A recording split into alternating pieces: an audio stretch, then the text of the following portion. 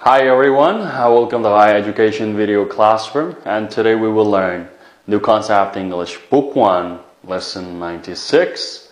What is the exact time? Amsa, sağollasizlar. Bugungi darsimiz mushu exact time shariki, haqiqiy aniq vaqt qancha, soat aniq necha bo'ldi.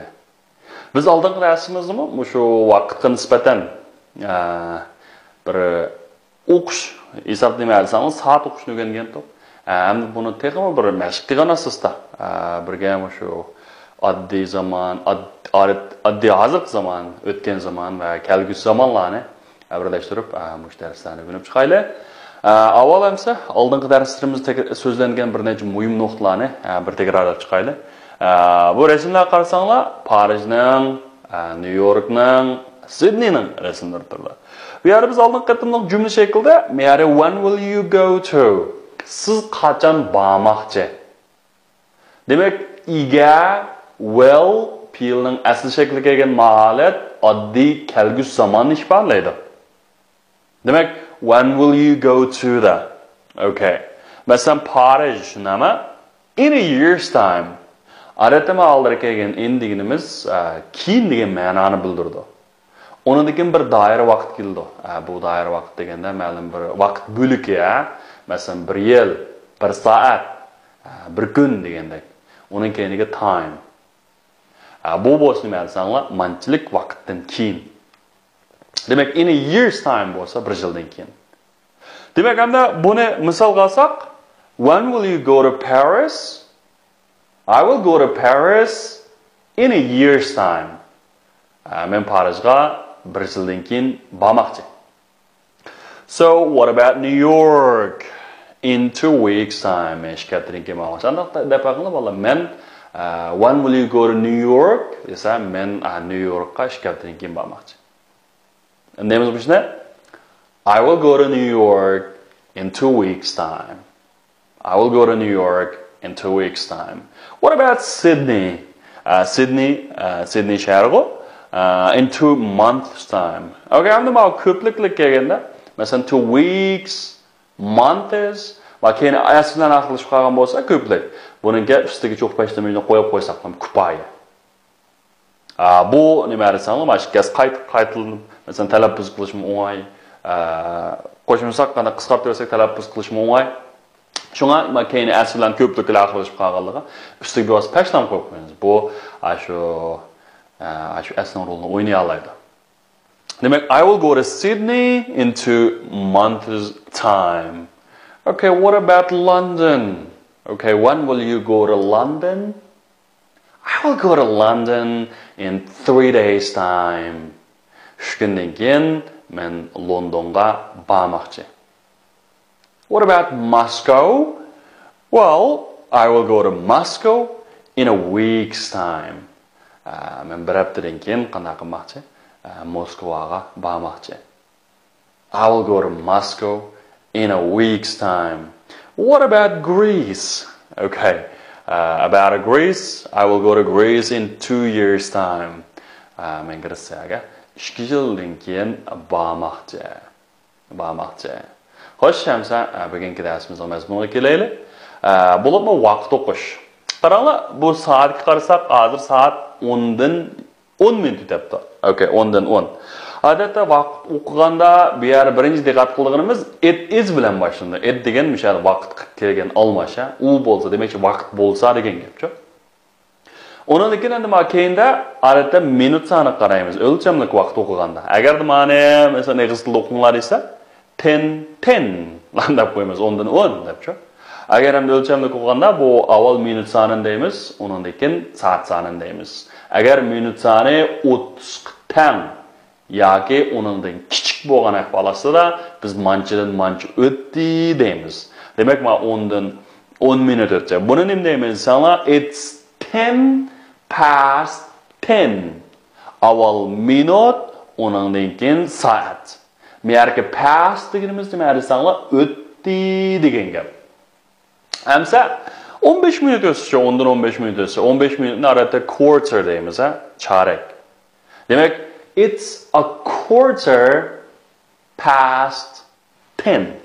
It's a quarter past 10. Agar ma 30'da ötep geçse mançı günçü kaldı deyimiz. Mesela 45 olsun, mesela 10'dan 45 ötken bolsa 11'ge 15 minut kalır şundan.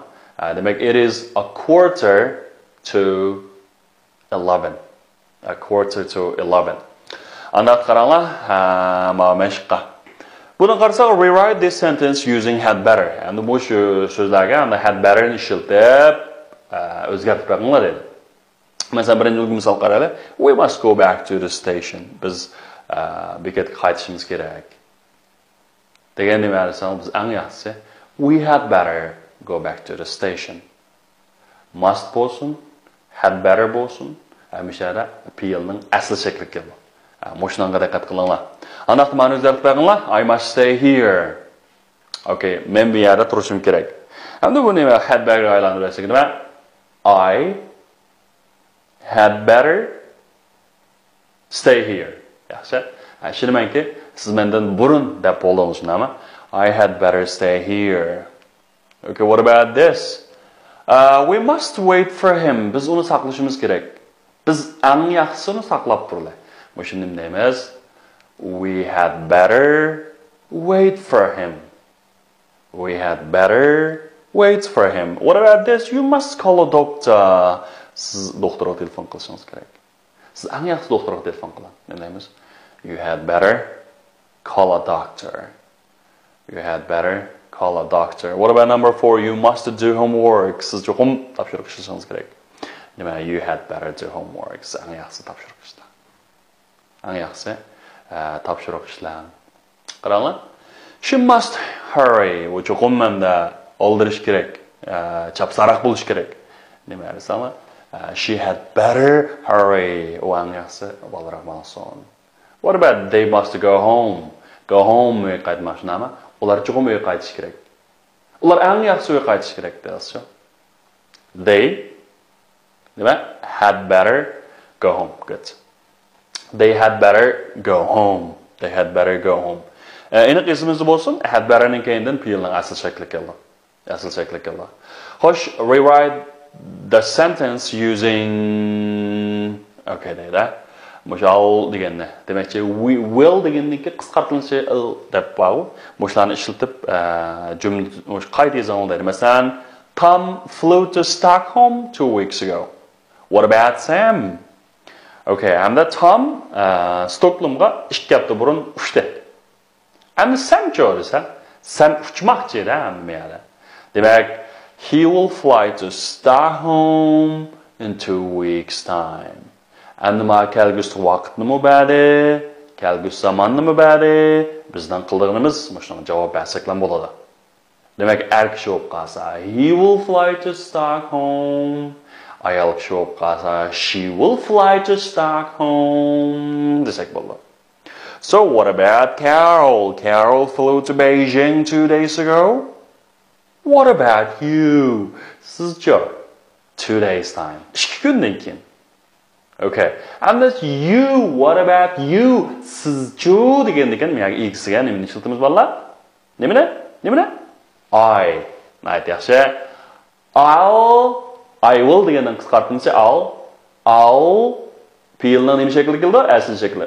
Fly to Beijing in 2 days time. I'll fly to Beijing in 2 days time.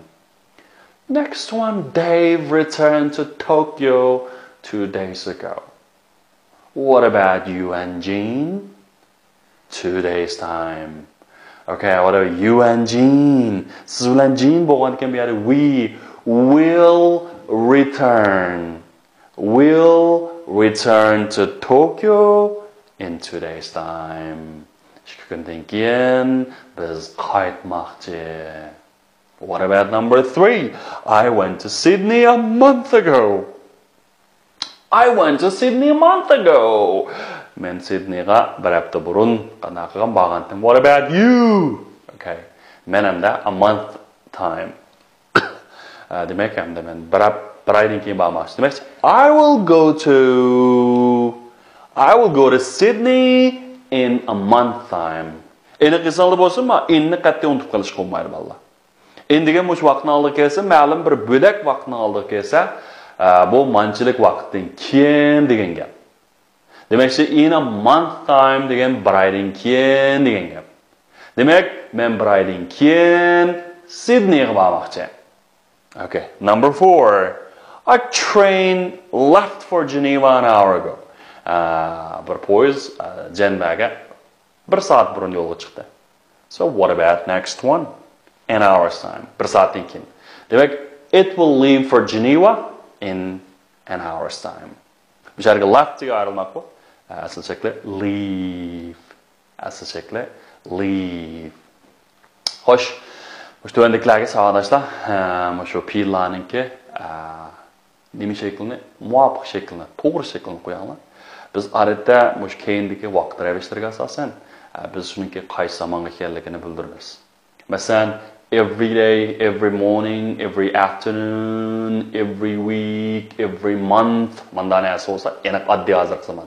Demak, bu davomli qayta yuz berib turadigan odat xarakterlik ish harakatlarni yoki uzoqcha o'xshash mavjud bo'lib turadigan narsalarga odatda mush oddiy hozirgi zamonni ishlatamiz. Agar hamda o'tmishdagi vaqtlarni bildirsa, masalan, yesterday, 2 weeks ago, 2 days ago, ma'lum o'tgan zaman.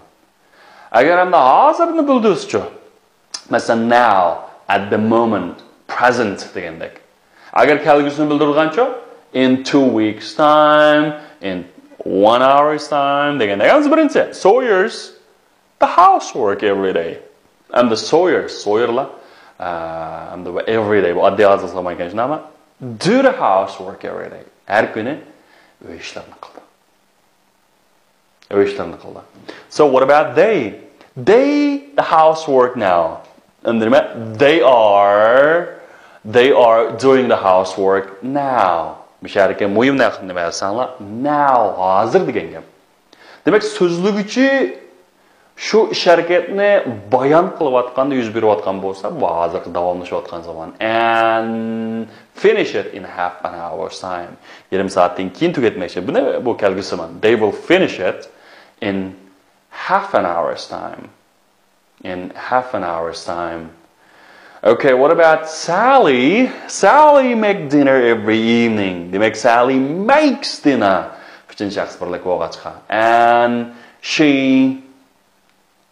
she's making dinner now. And she will have it in 10 minutes time. 10 minutdan keyin u qanday qilmoqchi? Uni demak etgan tomoqini yemoqchi. Demek every evening müşarik addi hazır zaman. Now hazır davamlaşayotgan zaman. How kelgusi zaman. In 10 minutes time. 10 minutes time. Bo'ldi savolashlar. Mana bugungi darsimiz bu. Shunchalik keyingi mashg'ulotlarni aktiv ishlasanglar, uningdagi qanday tushunmagan masalalar bo'lsa, so'zsanglar bo'ldi. That's all for today. See you next time. Goodbye.